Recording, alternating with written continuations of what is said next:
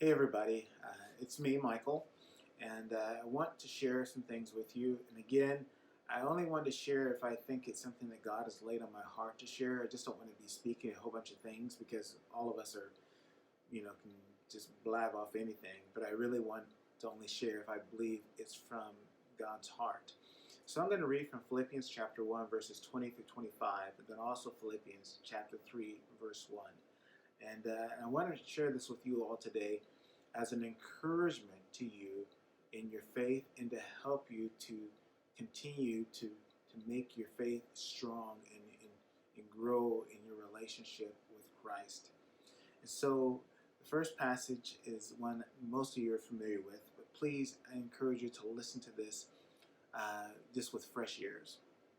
As the Apostle Paul says, he says, "For to me, living means living for Christ, and dying is even better.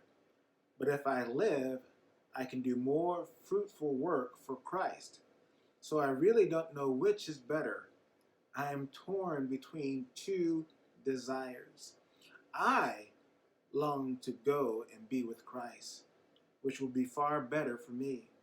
But for your sakes, it is better that I continue to live. Knowing this, I am convinced that I will remain alive so I can continue to help all of you grow and experience the joy of your faith." And then in Philippians chapter 3, verse 1, he says, "Whatever happens," now this is important, I hope you hear this.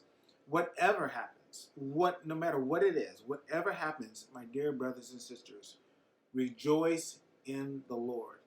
So he says this doesn't matter if good things are happening, bad things are happening. Doesn't mean if you're experiencing extreme trauma in your life or being accused of things or whatever it is. It says whatever happens, rejoice in the Lord. He says, "I never get tired of telling you these things." Then he says, "And I do it to safeguard your faith." So he's telling the church at Philippi, he says, listen, whatever happens, good or bad, rejoice in the Lord. And he's saying rejoice in the Lord because whatever happens, if you have a relationship with God, even if it means that your life is going to be taken away from you because you trust in God, he says rejoice. He says even if you're in prison because of your faith in God or something, to rejoice. And in fact, Paul was writing this letter to the church at Philippi while he was in prison in Rome. And even when he was planting the church in Philippi, as he was led by God to do, that during his time in Philippi, he was actually arrested for preaching the gospel and for casting out demons in people. And you can think that, God, how can you allow this to happen? Because here I am trying to do your will. But the reality was, when Paul was put in prison in Philippi, the jailer who watched over him, Paul was able to witness to him, and the jailer became a Christian, and his whole household became Christians. And they became some of the leaders in the church in Philippi. And so Paul was able to see that even when he was thrown in prison in Philippi, that God had a purpose. He had a plan. And so Paul learned to rejoice always, that no matter if there's difficult situations, no matter if his life is being threatened, or even if he has loved ones whose lives are taken away from them, that as he trusts in the Lord, he knows that God is faithful. And he knows that God is love. And he knows God.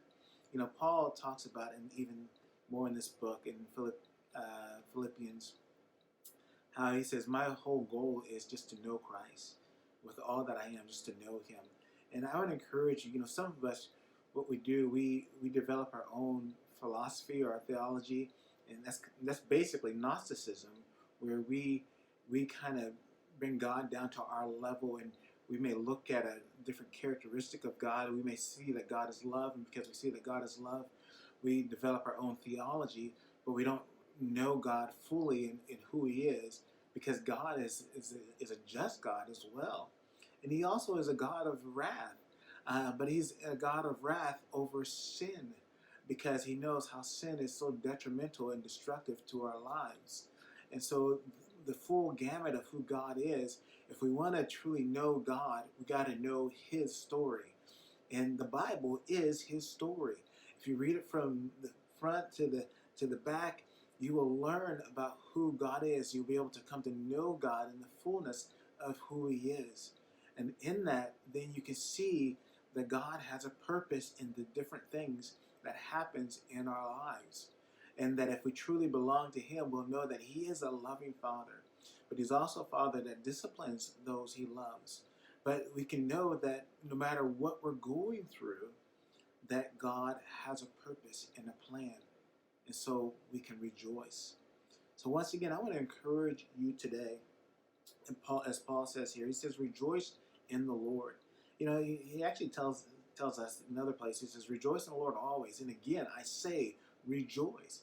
And he's saying that because he's saying, listen, understand that God is for you. And that if you have truly surrendered your life to Christ and you know God, not your own belief system about God, but you are seeking to know God and you believe his word beyond what you want to believe, but you believe his word because his word is his word, then you can trust that God is going to be at work in the difficult things as well as in those joyful things that we may deem as joyful. And so we can rejoice always. And as Paul says once again, we can rejoice always. And if we rejoice always in all situations, that will safeguard our faith, where we won't have a shipwrecked faith, where we don't start doubting God when things are not going our way, or we start hating God because he's not doing what we think he should do in our lives. But we trust God in all situations. Well, this is Pastor Michael, or Chaplain Michael, or your friend Michael, or some guy just named Michael. I just wanted to share this with you, and I pray that you have a blessed day. God bless you all.